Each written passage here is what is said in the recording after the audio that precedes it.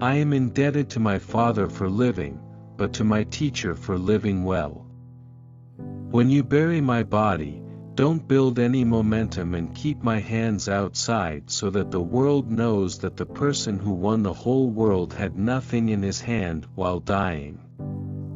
A tomb now suffices him for whom the world was not enough. I am not afraid of an army of lions led by a sheep, I am afraid of an army of sheep led by a lion. When we give someone our time, we actually give a portion of our life that we will never take back. For me, every virtuous foreigner is a Greek and every evil Greek worse than a barbarian. Through every generation of the human race there has been a constant war, a war with fear. Those who have the courage to conquer it are made free, and those who are conquered by it are made to suffer until they have the courage to defeat it, or death takes them. I am not interested in the descendants of the citizens or their racial origins. I classify them using one criterion: their virtue. If differences ever develop between you, never have recourse to arms, but solve them peacefully. If necessary, I should be your arbitrator. Upon the conduct of each depends the fate of all. There is nothing impossible to him who will try. Each moment free from fear makes a man immortal. Now you fear punishment and beg for your lives, so I will let you free, if not for any other reason, so that you can see the difference between a Greek king and a barbarian tyrant. So do not expect to suffer any harm from me. A king does not kill messengers. My treasure lies in my friends.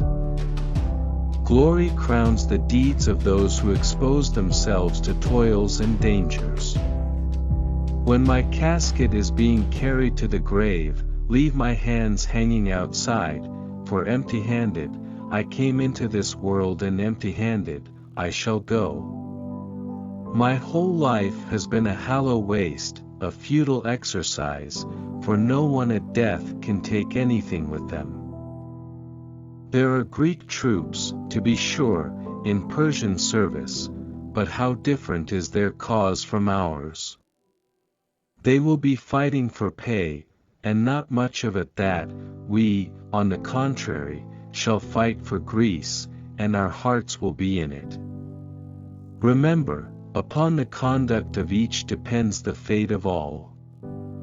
Holy shadows of the dead, I am not to blame for your cruel and bitter fate, but the accursed rivalry which brought sister nations and brother people to fight one another. As for a limit to one's labors, I, for one, do not recognize any for a high-minded man, except that the labors themselves should lead to noble accomplishments.